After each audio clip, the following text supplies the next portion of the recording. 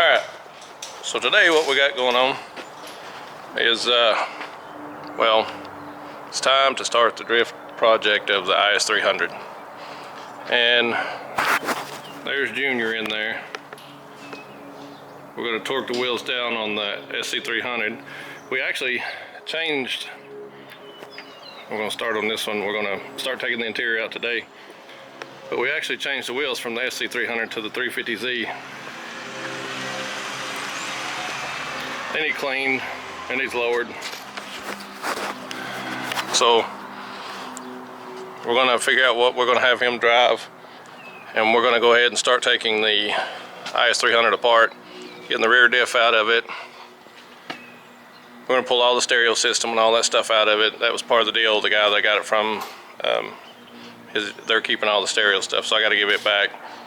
They've got something else and they're ready to start putting it in, so we got to get it out, give it back to them, figure out what else he's going to drive, and then tear into the IS300 and do the e-brake handle and the plumbing and all that stuff, and start putting the rear disc, or the, what is it called, the e-brake stuff, hydro e-brake stuff. So we're going to start hooking up the hydro e-brake. I got to plumb all it, run all it, so we'll have it on the lift for a day or two at least, till I figure out where we want to mount it and all that stuff. So that's what we're working on. Hang in there, here we go. Alright, we're about to start on the IS300. When he gets back with the SC300, we're going to park it and let it charge the battery up some. Then we're going to pull the IS300 in here and start ripping out the interior and get this thing. That's my boy.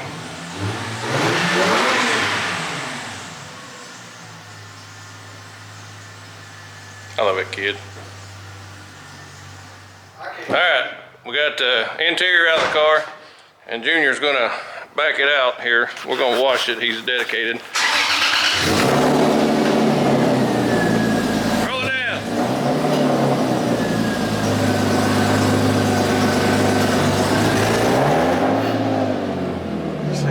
The interior's completely out of it.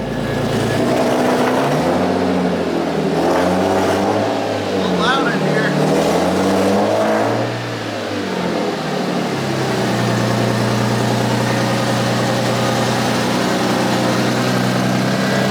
Can you move it over to there? The hose won't reach over here.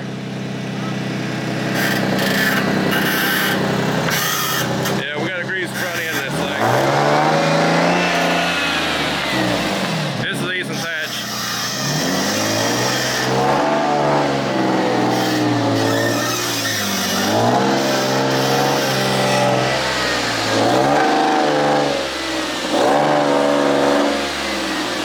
That's probably good. And then my Z car. Well, we got all the interior out. We got it gutted. Try to find a clean bucket, son, and we'll make some wash soap. I'm try to get a light on here.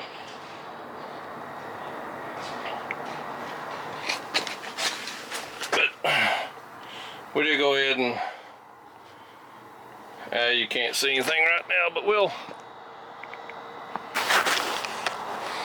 tomorrow I'll get a better video of it or something. With now that we got everything out, I've got to start pulling measurements and seeing where my brackets will go and see where everything will live, and start getting me a material count on whatever kind of brackets I'm going to have to actually start trying to actually hook everything up. So this is us.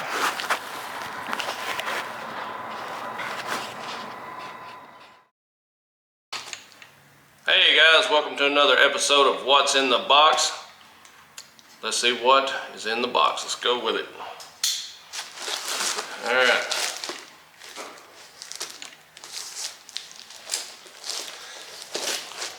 Go with this side first.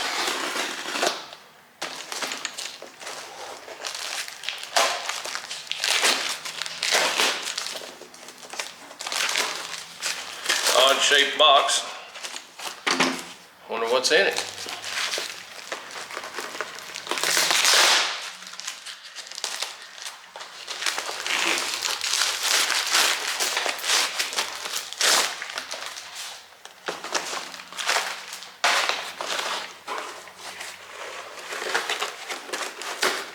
Well, there we go.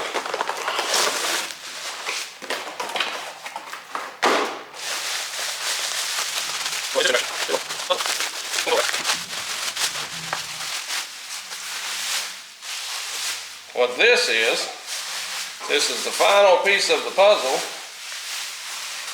to the drift setup for my son's car. This is the hydraulic e-brake handle, handbrake, whatever you want to call it.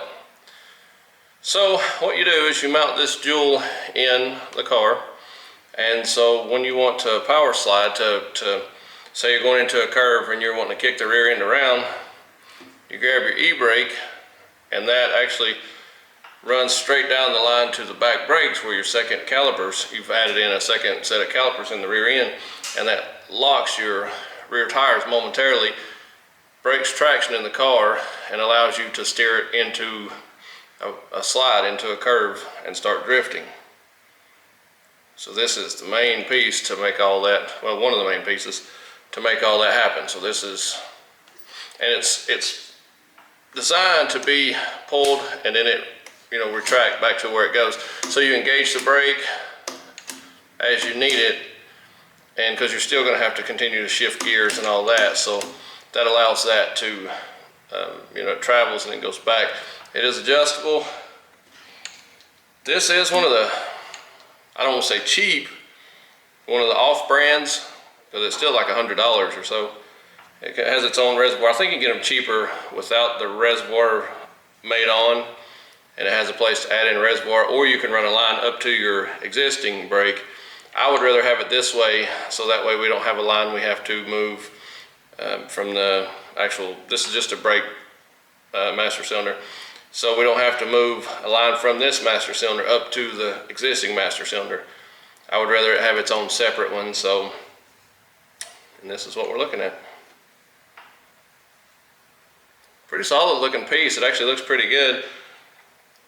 Got some adjustments, clean look to it. All the hardware looks good, looks solid. It doesn't feel flimsy. It's bolted together tight. I mean, $100. I feel like it was at least worth the $100, And this is called a Heim joint. If you ever see these, it's like a tie rod fitting. It's just a joint that'll turn that. Those are actually called a Heim joint. So what that does is allow it, if it moves anyway one or the other, it will still engage as it should. So it's a pretty solid piece. I think it's worth the money. The cap looks great, looks solid. It's all billet aluminum. It's the thick handle. It's still thin enough to, it's not gonna be awkward to, well, all of it's going to be awkward learning how to do it, but it's not going to be awkward to actually grab it and pull it. It's not big and bulky to handle. But yeah,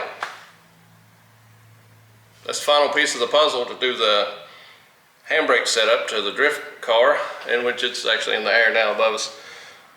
So then we're ready to start putting this stuff on. Stay with us. You'll actually be able to watch us actually install this stuff. We're gonna I think I'm gonna do brakes on the front and back, add in the second set of calipers, plumb the lines in. I think we're gonna put the underglows on it for them, the neons or whatever you wanna call it, LEDs. We're gonna do all that, but we have the car, we're ready to start on it.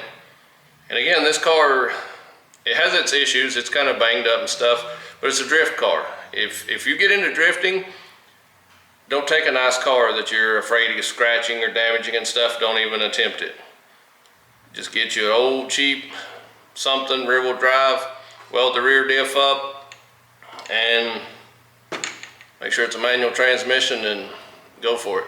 350Zs are actually the preferred drift car entry level. That seems to be the top car to when you get in drifting to start with. So, which we have one, and then he's got the IS300. It's not as popular, but each to his own. They say it just takes a little, a little more money, I guess, spent in setting it up to be a drift car. And the 350Zs are pretty close to actually being ready to drift as they come from the manufacturer. A few modifications. But that's our what's in the box today. Getting ready to finish the drift setup. Stay tuned.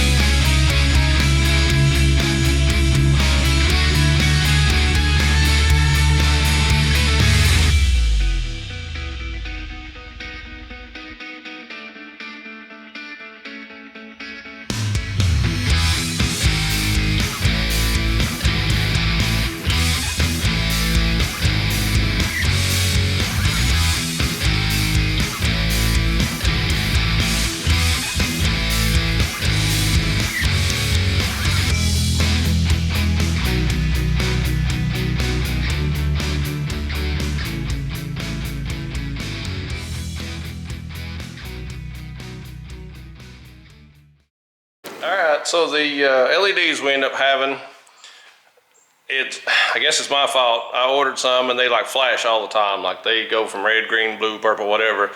But that's all they do. You can't shut off one color, just leave on one color. We can't run that. So now we went on to the next little stage of it. So what we're doing now is we're actually going to do the brakes. We took the rotors and calipers and stuff off. And so we debated on going ahead and painting the calipers and doing some stuff to them, but I think with what we're doing, we're just going to go ahead and just replace the bad parts. We're going to turn the rotors. We're probably going to clean up the the sliders, put some new pads on them, turn the rotors, and just do some basic maintenance stuff on the things that we're not ready to change out aftermarket stuff. I don't think it has the motor to do the rotors and calipers and stuff yet, so we're just going to do, I guess, just change the pads and turn the rotors and grease the sliders and replace parts that need it and clean up and update some stuff as we're going through. Just repair work, not any kind of aftermarket performance or anything.